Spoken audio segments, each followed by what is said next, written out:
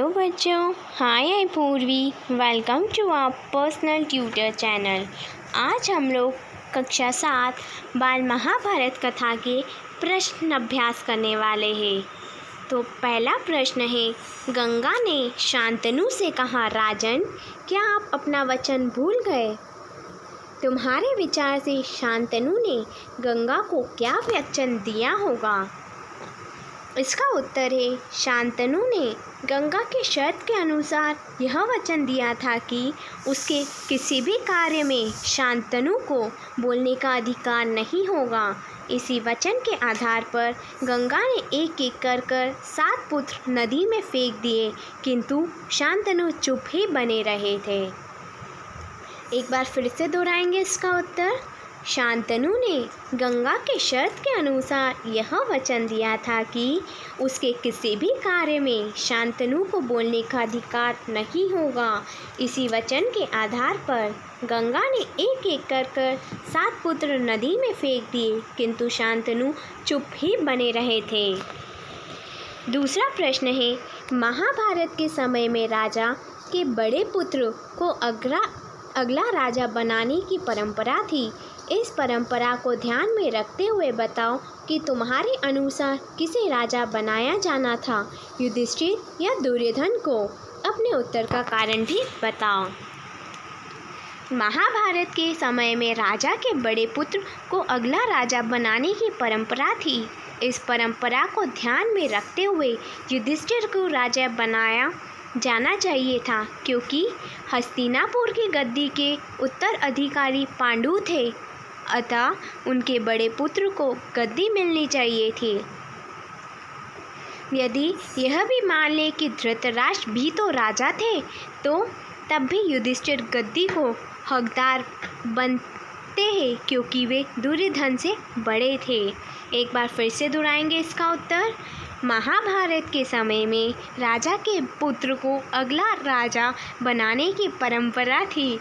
इस परंपरा को ध्यान में रखते हुए युधिष्ठिर को राजा बनाया जाना चाहिए था, क्योंकि हस्तिनापुर की गद्दी के उत्तराधिकारी पांडु थे, अतः उनके बड़े पुत्र को गद्दी मिलनी चाहिए थी। यदि यह भी मान ले कि धृतराष्ट्र भी तो राजा थे, तब भी युधिष्ठिर गद्दी के हकदार बनते हैं, क्योंकि वे दुर्योधन से बड़े थे। तीसरा प्रश्न, महाभारत के युद्ध को जीतने के लिए कौरवों और पांडवों ने अनेक प्रयास किए। तुमने दोनों के प्रयासों में जो उपयुक्त लगे हो उनके कुछ उदाहरण दो। उत्तर है, महाभारत युद्ध के कुछ अनुचित प्रयासों को छोड़ दिया जाए तो दोनों पक्षों के प्रयास उपयुक्त लगे। कुछ उदाहरण इस प्रकार है, अपने मित्रों की सहायता लेना, युधिष्ठिर का भीष्म, द्रोण, कर्ण, शल्य से युद्ध करने की आज्ञा लेना, पांडवों द्वारा श्री कृष्ण को अपने साथ लेना, पांडवों द्वारा कौरव पक्ष के लोगों की सहानुभूति पा लेना। फिर से दोहराएंगे इसका उत्तर। महाभारत युद्ध के कुछ अनुचित प्रयासों को छोड़ दिया जाए तो दोनों पक्षों की प्रयास उपयुक्त लगे तो कुछ उदाहरण इस प्रकार है, अपने मित्र की सहायता लेना, युधिष्ठिर का भीष्म, द्रोण, कर्ण, शल्य से युद्ध करने की आज्ञा लेना, पांडवों द्वारा श्री कृष्ण को अपने साथ लेना और पांडवों द्वारा कौरव पक्ष के लोगों की सहानुभूति पा लेना। चौथा प्रश्न है, तुम्हारे विचार से महाभारत के युद्ध को कौन रुकवा सकता था और कैसे? हमारे विचार से महाभारत युद्ध को रोकने का सामर्थ्य पितामह भीष्म और आचार्य द्रोण में था, क्योंकि यदि ये दोनों यह निर्णय कर लेते कि हम अन्याय का साथ नहीं देंगे, तो कृपाचार्य व अश्वत्थामा भी इनके साथ ही रहते। इनके अभाव से दुर्योधन लड़ने की हिम्मत ना करता। एक और शक्ति थी जो महाभारत की नौबत ही नहीं आने देती, और वह शक्ति थी कुंती।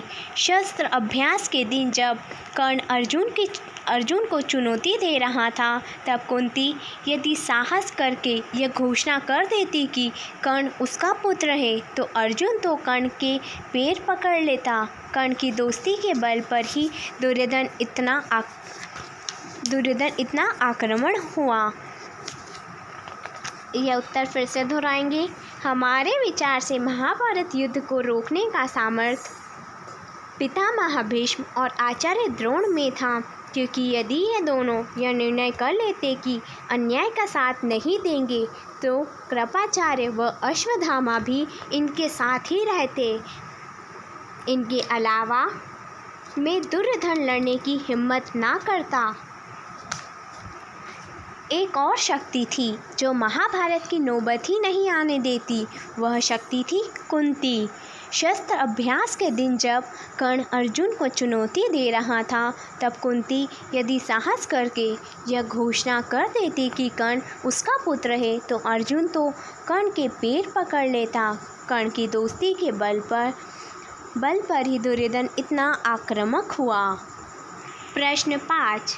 इस पुस्तक में से कोई 5 मुहावरे चुनकर उनका वाक्यों में प्रयोग करना है। जैसे उदाहरण के लिए हम मुहावरा लेते नीचा दिखाना। दुर्योधन का प्रयास सदैव पांडवों को नीचा दिखाने का रहता था।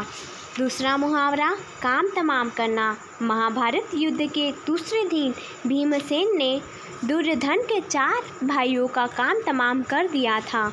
तीसरा व्यर्थ डींग मारना। पितामह भीष्म ने धृतराष्ट्र से कहा था, महाराज ये राधा पुत्र कर्ण व्यर्थ ही डींग मारता है। चौथा दंग रहना। अभिमन्यु के युद्ध कौशल को देखकर कौरव सेना दंग रह गई। पांचवा नाक में दम करना। घटोत्कच ने अपने प्रहारों से कर्ण की नाक में दम कर दिया था। बच्चों, I hope you like this video. Next question हम अगली वीडियो में देखेंगे। धन्यवाद।